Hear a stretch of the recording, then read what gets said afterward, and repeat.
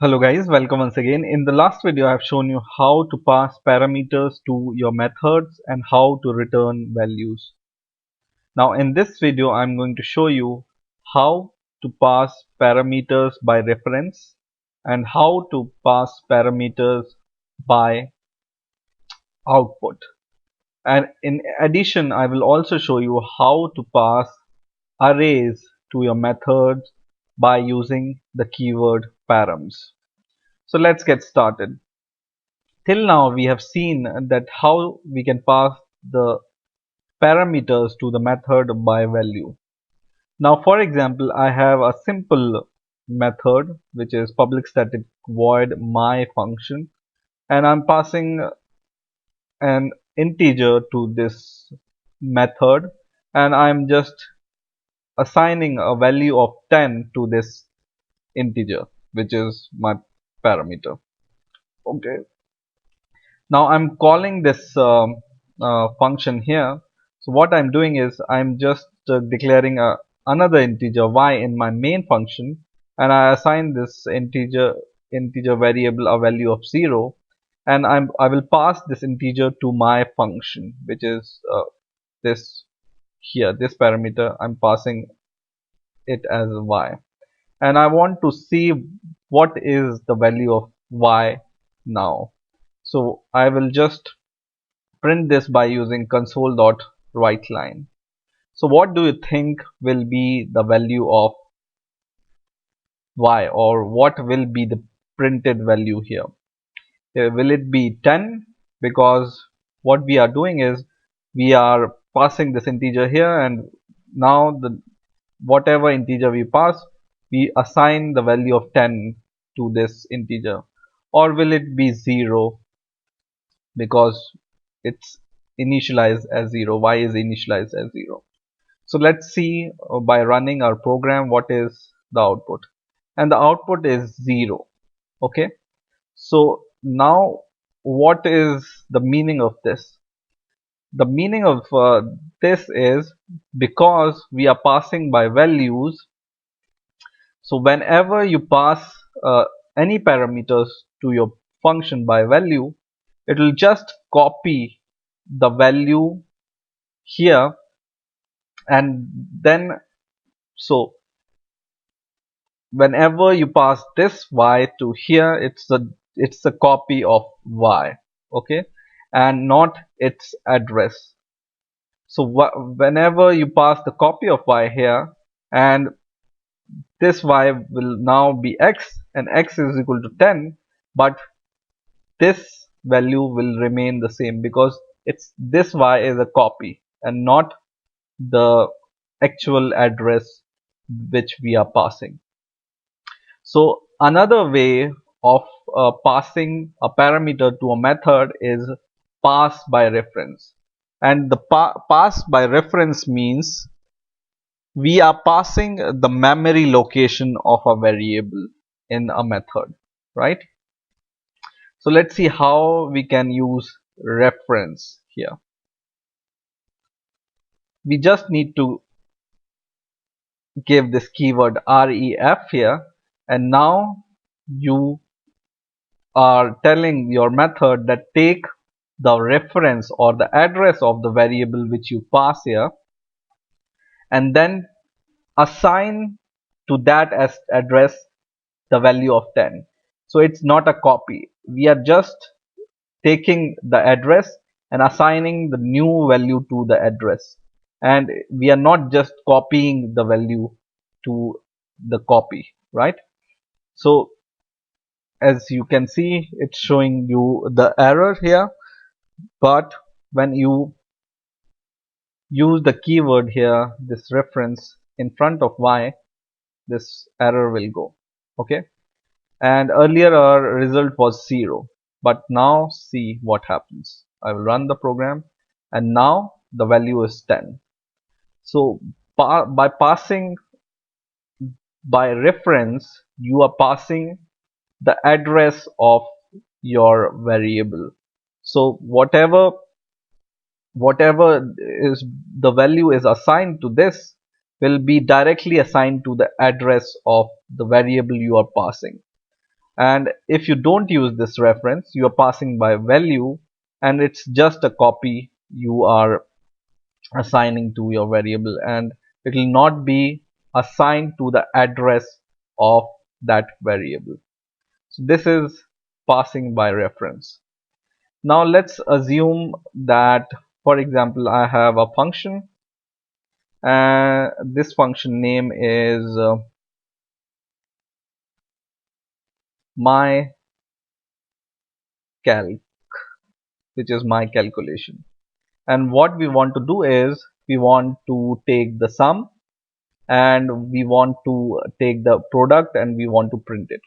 Okay, so I will declare two variables, int x and int y, and I will declare here another integer which is add, and which is the addition of x and y, so x plus y, and I want to return this. Okay, so I will say return add, right? And here it will be returning integer, so I will return here int. I will remove this, and so I will also declare two variables here, z and let's say a, or let's say a is equal to 45 comma b is equal to 67. Okay, and I pass this a and b here, a comma b. Okay, and this method name is changed now, so it's my calc, and we will comment this out.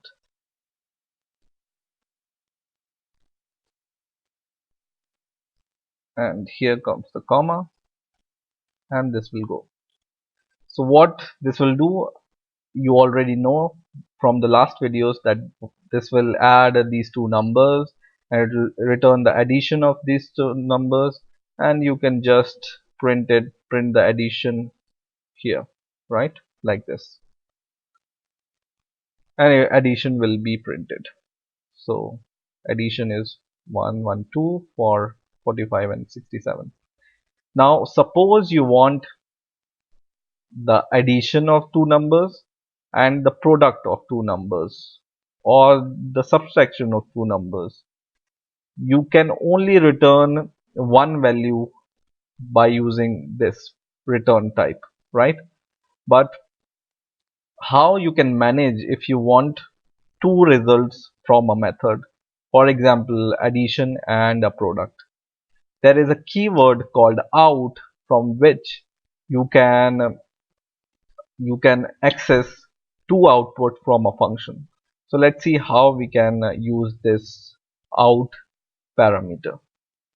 So in here what I'm going to do is I will declare two more parameter, or I will pass two more parameter, and I will say the third parameter is int sum, and the fourth parameter is int prod, for product, right? And then I will say sum is equal to x plus y, and product is equal to x multiplied by y. Okay, and now I don't want to return anything, because whenever you want to return two value, you can use the keyword out here. So use keyword out here and keyword out here. Okay, and now what this is doing is, let me change the return type, because we are not returning anything, so we will write void here.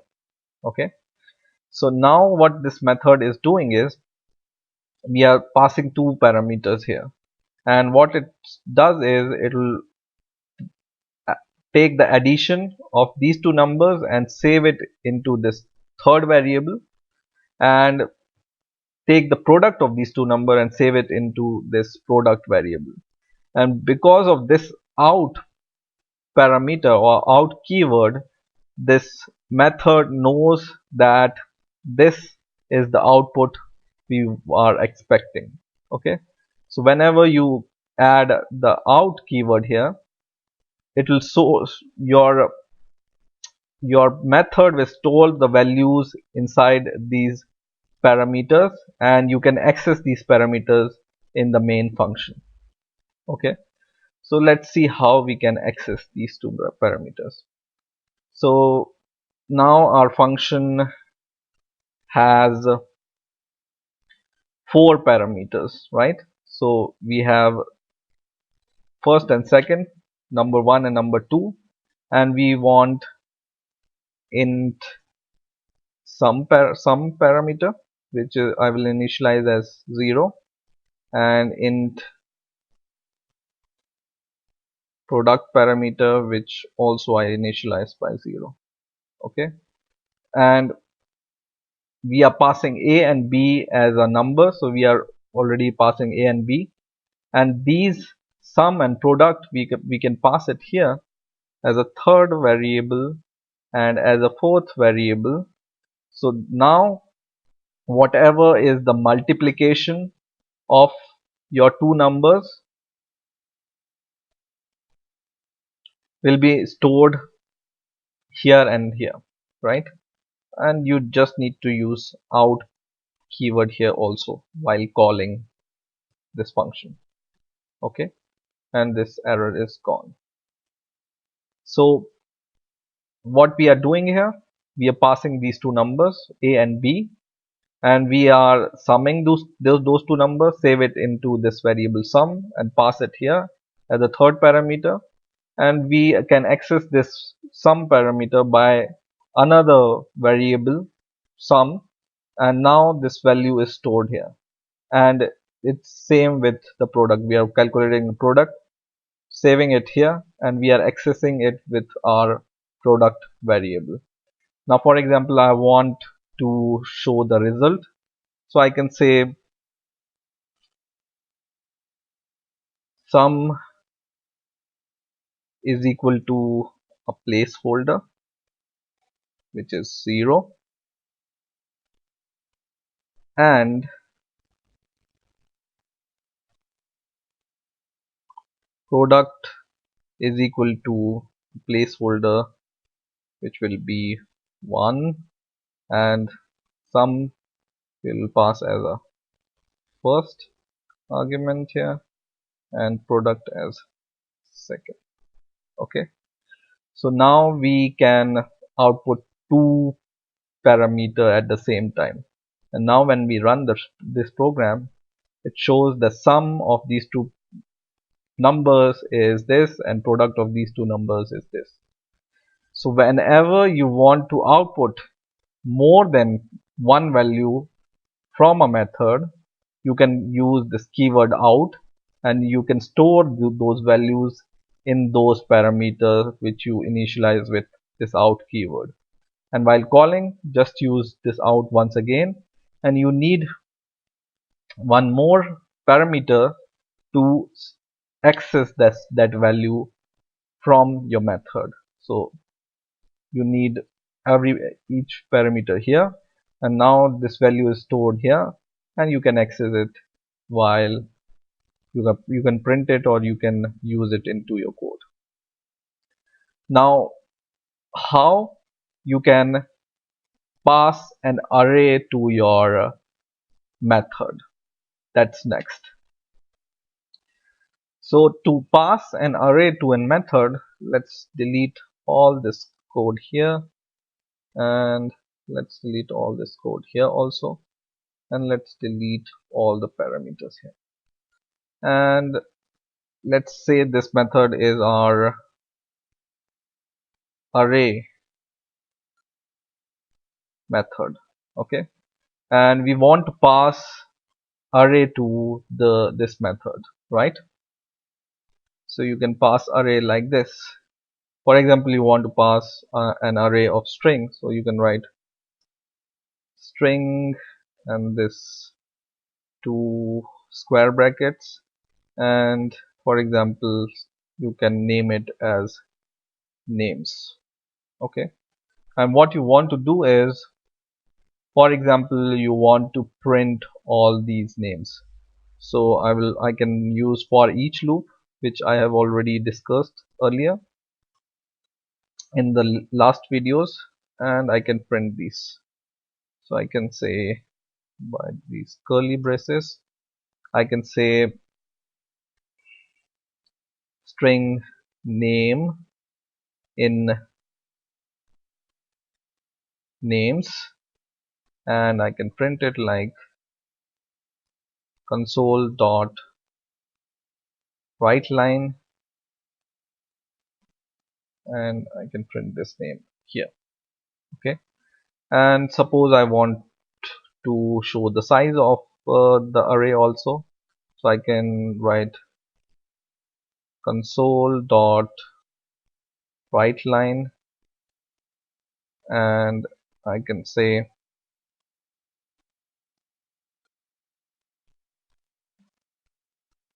array size is equal to, and in placeholder we can pass this, so like this, names dot length. So this names dot length will return the length of your array, which is the number of element in the array. Now whenever you want to pass an array to this method, you can do it like this, and there is a keyword called params, which will help you to pass arrays to the method efficiently. So let's say that we are not using params right now, and we are just passing it like this. Okay, so I will declare an array here first of all. So I have the array, which is my array, and I have four parameters or four values inside my array, and the values are for 0th index name 1, for 1 name 2, name 3, and name 4. Okay, and I want to pass this array here. So for example, I don't want to pass anything to my method, and I will just use it like this. This is showing me the error, right, or this squiggly line, and this means that I have to pass an array to this method.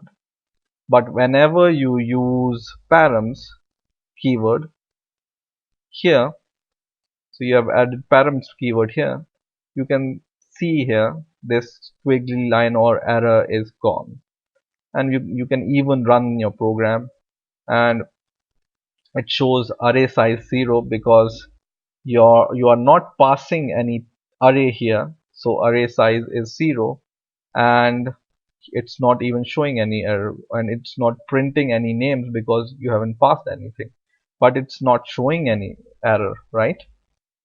So by using params, you can pass your array efficiently, and it will, if you even not pass any argument here or any parameter here, it will not show the error. Now suppose we pass this array here, which is my array, then when you run the program, it will print the names, which is name 1, 2, 3, and 4. It will also show the array size, which is 4. So we are printing just the same, right? So by using this keyword, you can pass array efficiently to your method. Now there is one more way you can pass parameters to this array, or you can pass a list of array to this method like this.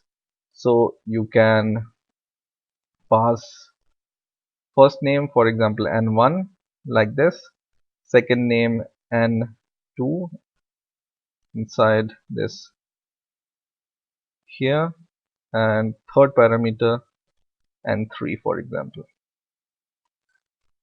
And whenever you pass this, because of you are using this param keyword here, it will take these 3 params as a list of array. So this is the value at index 1, value at index value at index 0, 1 and 2. And when you run the program, it will run fine, and it will even print your names, and it will even print the size of the array. So you can pass your collection like this also whenever you use this params. Okay, now there are some rules of using params as a parameter in a method. Okay, so what is the rule? You can only declare other parameter, for example int x, before this parameter. So this parameter should be the last parameter in the method. Okay, so you cannot do it like this. This is allowed, but if you want to do it like this, you want to pass parameter after your parameter, this will not work, and this is not allowed. Okay, so this is the first rule. And the second rule is you cannot pass 2 params in the same method. So suppose you want to pass this one param and second param like this, which is with some other parameter name, it's not allowed. You can only pass one parameter in a method. These are the two rules you can say of using param keyword.